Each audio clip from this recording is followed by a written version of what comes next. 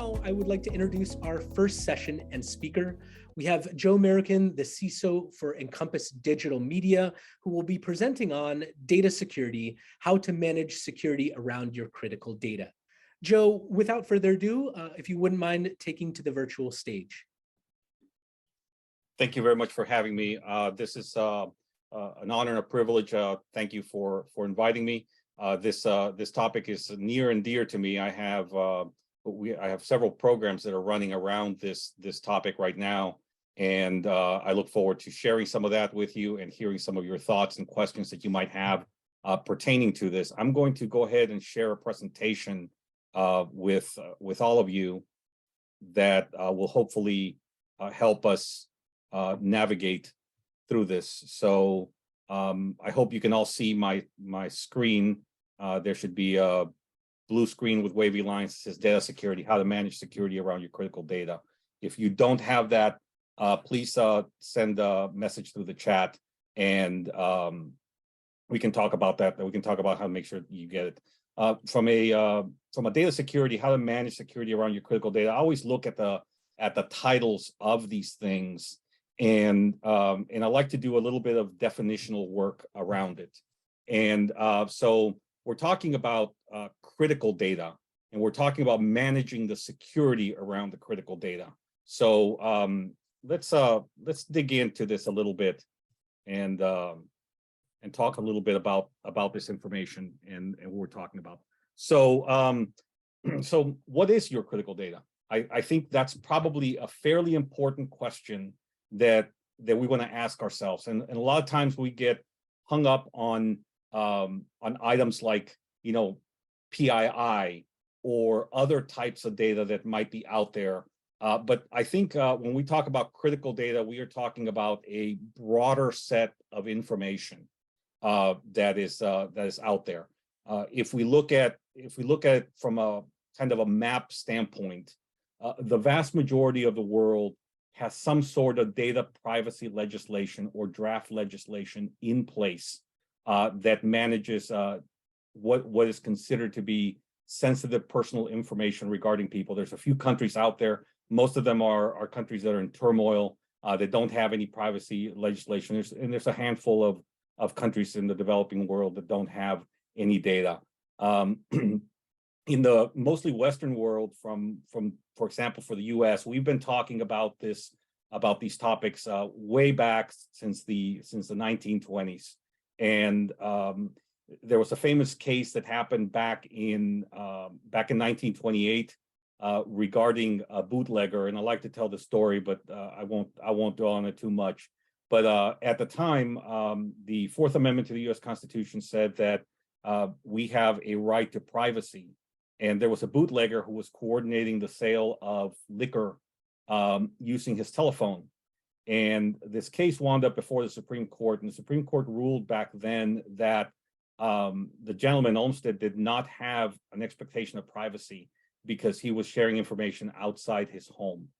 And there was a famous dissent by Justice Brandeis from back then, where he said, I think the court got it wrong. People do have an expectation of privacy, even when they are moving outside of their home, so long as they expect that privacy to exist. But it took us a long time to fix that. It wasn't until 1967 that Katz v. United States overturned that famous case and established that there is an expectation of privacy when people are having conversations via phone. And now, if we look at today, we can see that we're exchanging information here. There's quite a few of you on the, and I'm looking at the participants in the chats. There are quite a few of you online here. I would say that we do have some expectation of privacy as we exchange information, not via phone now, but via digital means. And if you fast forward, as we start moving forward, we can say, you know, things like HIPAA. People have special rights when it comes to our personal medical information, and that's what HIPAA was all about. You know, there was the GLB Act in 1999, which is I think it's the Graham-Leach-Bliley Act, that really dealt with kind of financial information and the safety of that information. And legislation continued here in the United States and in Europe. We had SOX legislation, Sarbanes-Oxley, that came in after that. GDPR came into force in 2016 in the EU. There's some special considerations that pertain to data related to people in those geographies. And as the cyber landscape has become more complex, part of what we are seeing is an ever tightening of legal regulations that pertain to the security of information, of our personal information. So things like the CCPA, a law in California, and the SHIELD Act in New York came into force a couple of years ago. Those put some fairly stringent requirements on us. And when we talk about personal data of that sort with us, we as corporations have to we have to consider that information to be critical, because if we lose that data or if we mishandle that data, then generally we are subject to either some sort of legal fines or statutory requirements around disclosing that information. And if that information, if we disclose a breach or a loss of that kind of data, then that can hurt our reputational risk. And this, as you have more employees within your organizations, this subject around this type of critical data becomes fairly important that we take into account. And I think it was during the COVID pandemic, there was quite a bit of unemployment fraud. There were like false claims that were made to unemployment, and those trends continue around that. And that's one type of critical data. But I think it's important for us to kind of cast a much wider or broader net around this, because critical data is not just about PII information. Critical data can be all kinds of things that are important to us as a corporation or corporate entities or companies that are going to market. And I'll give you an example.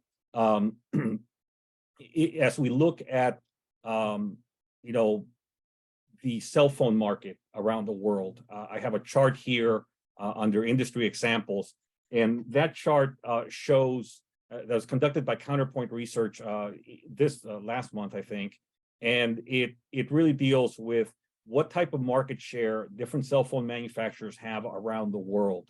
So Samsung enjoys 21%, Apple enjoys 16%. I think if we look at just the US geography, Apple comprises a much larger percentage, but when we look at it worldwide, those are the percentages. Samsung 21, Apple 16, Xiaomi, I can't pronounce them, and Oppo, they are 13 and 10%, Vivo, and then others are 31%.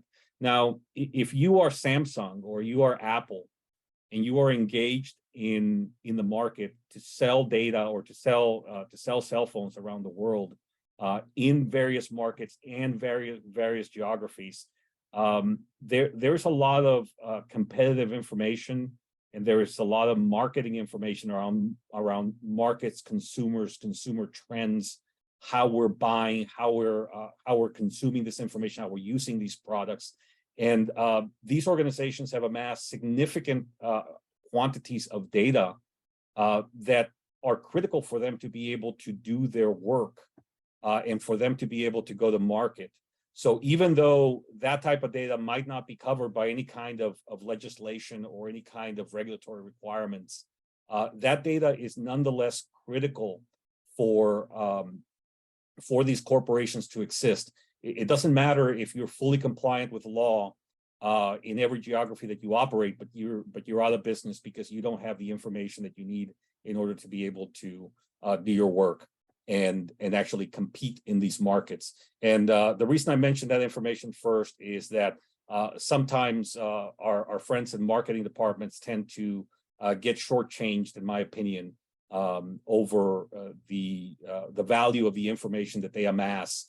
And I think it's important that we ask careful questions. You know, when was the last time we used this information? What are we using it for? How are we using it? What value are we gleaning from it? What kind of analytics are we doing on it? But certainly there is quite a bit of data out there in those departments that are very valuable to us. Look at other industries like medical or media or energy. They all have their specific sets of critical information that is extremely valuable to them. For example, in the medical and the pharmaceutical fields, there's a lot of genetic research that's going on around vaccines, cures for cancer, different types of therapeutic treatments out there for people.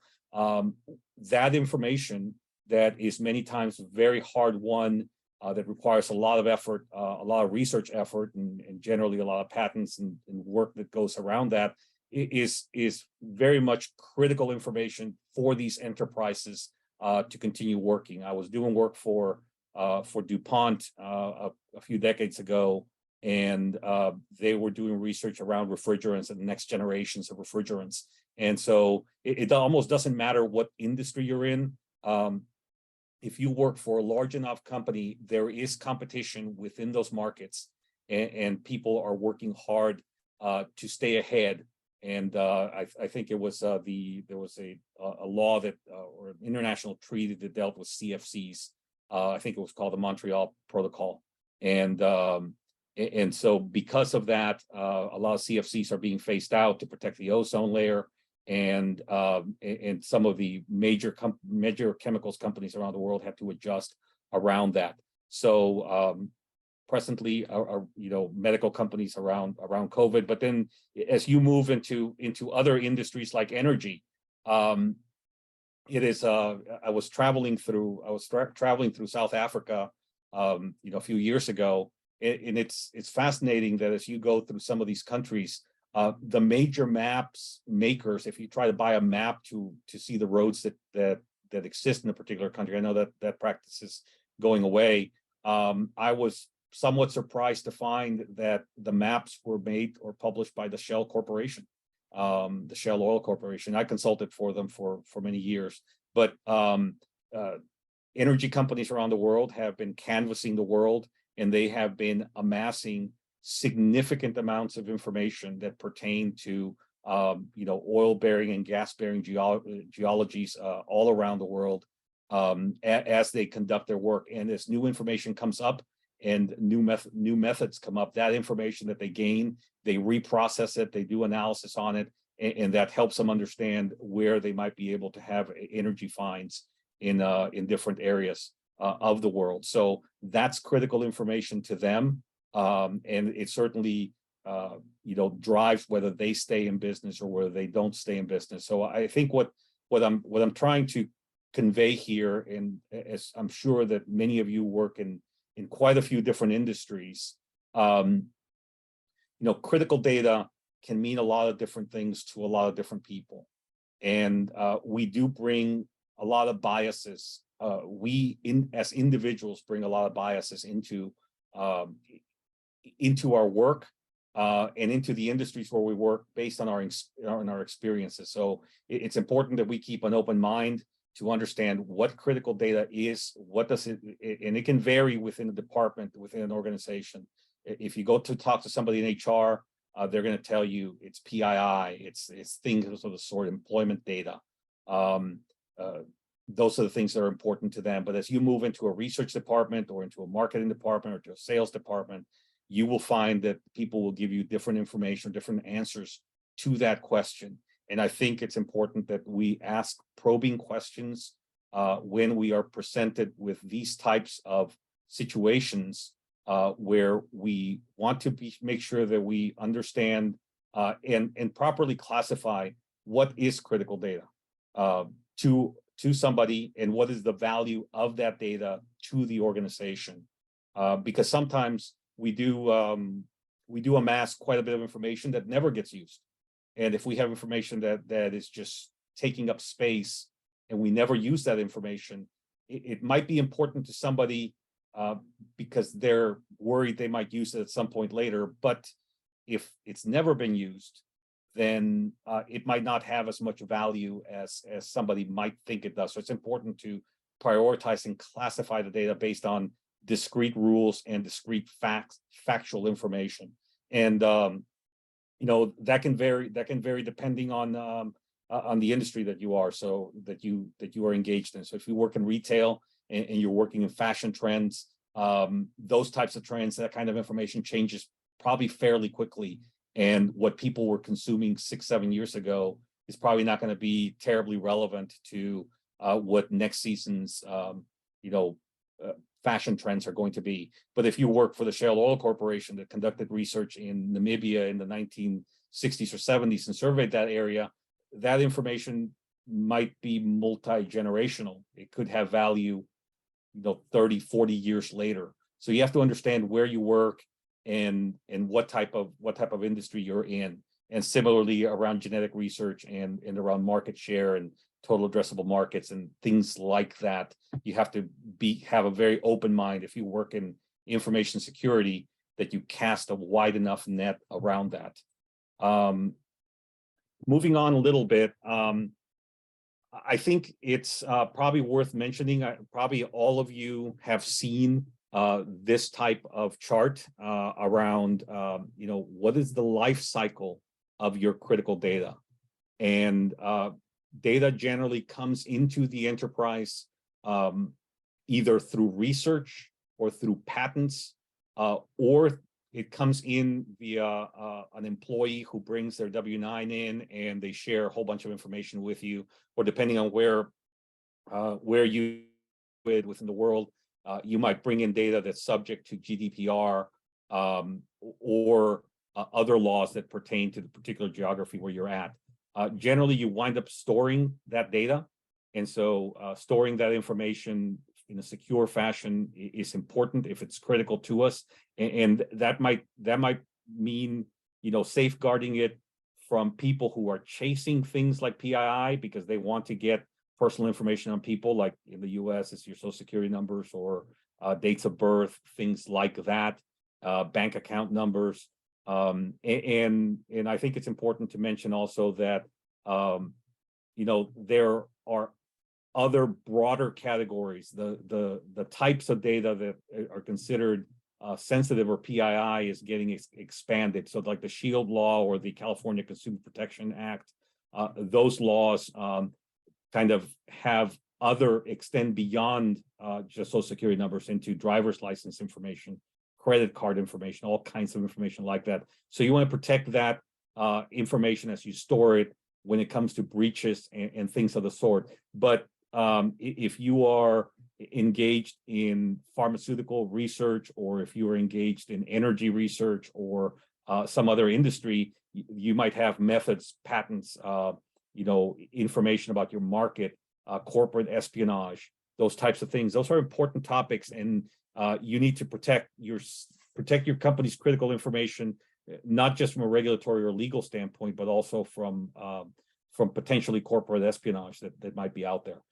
Invariably, data winds up getting processed in some fashion, and it could become more valuable based on the processing. If you have a data lake that has a large quantity of information, it might not just be the data that has value, but the actual algorithms that you are applying on that data and the analytics that you are applying to that information. So as you go about doing your work, I think it's important to understand, saying, I have a data lake, that data has X amount of value, but by me running that data through a particular set of algorithms, I have now increased the value of that data. So the algorithms are valuable. What systems are storing those algorithms? How are those algorithms being protected?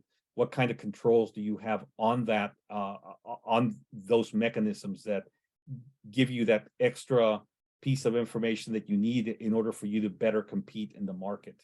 So I think those aspects around processing and use of data are important for you to, and for all of us to kind of bear in mind as we do our work. Certainly, maintaining data is essential for certain types of information. There's and I was talking a little bit of like fashion trends and things like that in kind of the retail space. If you don't keep adding to those data stores and doing your market trend analysis, then that information could become old, and you might be making business decisions based on old information. So I think maintaining data is important, not as important from a securing standpoint, is not as important for us, but I think it's important to mention. And then the disposal of data is often an overlooked thing or an item that it's very important for us to talk about, because there is most large corporations have strong records retention programs, but it's important that we understand that hoarding certain types of data or just keeping it without getting rid of it can expose us to significant risks that that we need to be mindful of. So, for example, if I turn around and keep the social security numbers of every employee that has ever worked for our company, then over the course of 20 years, that can be a large volume of data, a large volume of sensitive PII information that, if lost, could subject me to statutory requirements of me having to disclose that information. And it could cause different types of problems. So there's certain type of information that is very important that you get rid of, and that you retain it only for as long as you legally are required to do that, and that deletion or disposal or secure disposal of certain types of information is a critically important part of critical data management and securing your critical data. So I'm gonna move on a little bit, and I think we started to talk about this, how to identify your critical data. And I mentioned earlier that our experiences is what really gives us value to the enterprises, the companies that we work for. But our experiences also cloud our vision, or they can cloud our vision. So I think if you are in the work of managing critical data or managing data within an enterprise, I think it's very important that we set aside preconceived notions that we have around how we value things. If you come from a marketing background, then you probably assign value to certain types of information more than somebody who comes from say an ERP or a logistics background, or somebody who comes from a research background. So I think at the end of the day, when we are working in corporations, we are all a team, and we need to sit down and really have a quantitative view of what constitutes critical data for that particular enterprise. If you are in that field, that's one of the things that many of us have challenges with. I will admit myself as being one of those that I have. I bring my own experiences, and I think of data in a certain way, and I have to challenge myself to say, is that correct? And am I undervaluing certain types of data because I just have never used it, or I've never seen the value in it? And it's easy to step on toes of people and to make serious mistakes around critical data management by misidentifying or misclassifying data within the enterprise. So from a where does your critical data live? If we look at if we look at most modern enterprises, they have things like a large ERP system like SAP, or they will have Salesforce, or they will have some sort of human resource system like ADP, or something of the sort that helps them manage payroll and work through the various processes that they have to engage in order to do their work. And by and large, the reason I mention ERP systems is I want to get a little bit beyond that and talk about something that is generally called a system of record. And so as you're looking at critical data, many elements or many aspects of critical data have a particular system of record out there. So, for example, if you are outsourcing payroll to a company like ADP, then that system where that information is stored already has a set of rigorous controls around it to safeguard the information, the critical or personal information that you have about your employees. If you have something like Salesforce that's running that has quite a bit of information around your prospects, your inside sales team, recurring sales, things of the sort, those types of systems also have sets of controls around them that pertain to safeguarding that information. That's true around CRM systems, inventory management system, purchasing systems, financial systems. If you look at like Oracle, NetSuite, they have fairly stringent controls around those things. But as your people work around getting rid or managing the information, mistakes can be made. And like, for example, most of these types of systems that are out there, you can turn around and generally there's a place where you can download data. So let's take, for example, that somebody from human resources goes and downloads a whole inventory of the company's employees with dates of birth and social security numbers, and they might be doing this for perfectly valid reasons and perfectly ethical reasons, and then from a just ease of work or ease of getting their work done, some of these people might turn around and say, I'm going to grab that file and I'm going to drop it into Dropbox or some other external system. And now Dropbox has its own set of internal controls that are fairly rigorous, but it's only as strong as the best password. So if this person puts a simple password or a reused password that they use for their personal needs, and that password is never changed because there's no requirement for it to be changed on a personal system that you have, and then that person leaves the company, all of a sudden you have a bunch of critical information that is sitting in some third-party system that is not under management by anybody in your organization. There are no real controls over that system, and few people might know that that information exists. So as we move into the cloud and as we start doing work around these broader systems, these cloud environments, we share information in novel ways. I think it's important that we be mindful and that we have our people well trained around what they are allowed to do with data in their systems of record, how they're allowed to process the information, how they're allowed to move information, and mostly for better, most email systems have controls around them. Say, if you try to send PII outside the information, outside the corporation, you'll get stopped and you'll get flagged. So we have controls around those kinds of things. But once you start going directly out into the internet, unless you block significant portions of the internet, you can have people make mistakes around critical data fairly easily, and you start losing control of the information that you have. So I wanted to mention that for all of you to keep in mind.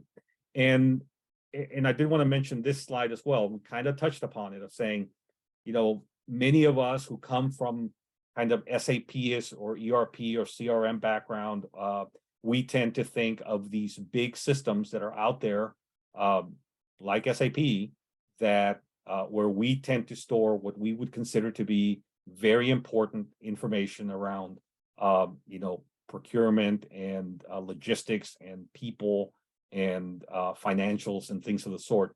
But as you move into other organizations, if you talk to, for example, county governments, or if you talk to organizations like energy companies, GIS systems are very important. That's a whole other system out there that has a tremendous volumes of information that are extremely valuable. And you start going into data stores that store special information around genetics or special information around research. You start seeing quite a bit of kind of other systems that come up. So if you are tasked with managing this type of work, my recommendation is unless you are a seasoned pro in your field. And I would say that even then, every once in a while, you probably want to true yourself up and canvas your sponsors and stakeholders around what they think their critical data is. And chartering a small project every few years that goes out and canvases your stakeholders and sponsors around that, I think would be important to do, just to make sure that you stay on top of how industries change and new systems might be making their way into your enterprise that you're not aware of. And if you don't factor those in, you could wind up with critical data living in places that you don't know that it's living, and that could subject you to risk.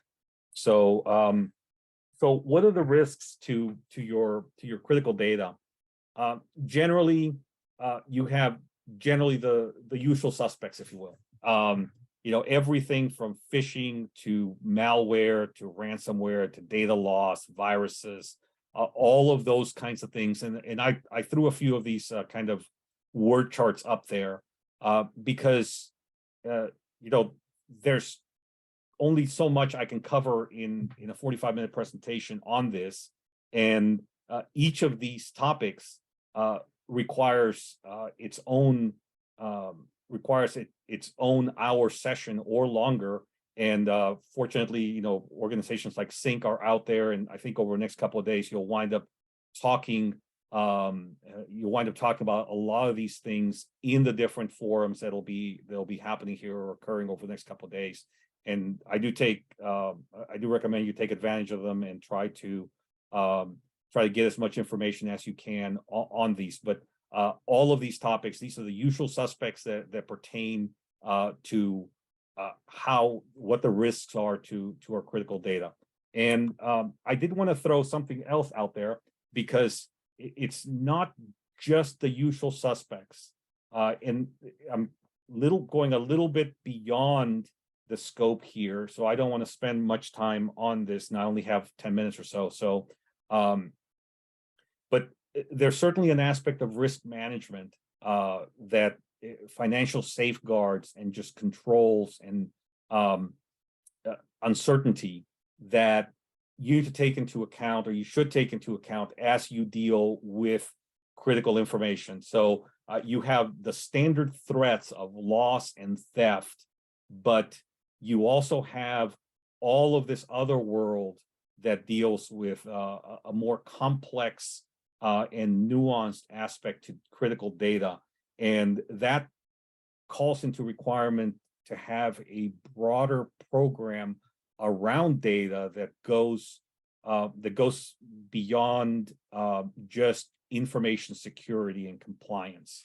So, and what I'm getting to here is, if you want to truly manage critical data within your enterprise, you are going to need a robust and strong governance program that has information security management elements that come from either an organization like ISO, like 27001, or NIST 800, or some of these other information security management groups that are out there. You're going to have to adopt those standards, and those standards contain everything from training, the training of your people, access control, asset management, certificate management, SSH key management, and there's a laundry list of things. If you go down and look at things like ISO 27001 or NIST 800, or then you wind up with a large assemblage of requirements and best practices that pertain to how do you manage and secure your critical data. I can't underemphasize it enough. I think management of critical data requires programs. And I will mention the risk here, and I'm being mindful of time. You can be compliant and not secure, and you can be secure and not compliant. So blind governance mandates that do not take into account how the industry is changing can very quickly lead you to have a situation where you think you are secure, because you are compliant, but you're not because the world has moved around you and new threats have materialized, and those have not been factored into your governance program. If you want to really tighten yourself up and take it to the next level, you'll pursue things like SOC 1s and SOC 2s on the various types of information that you have, and have external third-party auditors come in and verify that you are collecting evidence, taking the steps that passwords are being changed, that people's access is being removed, that certificates are being updated on the various systems that control your critical data.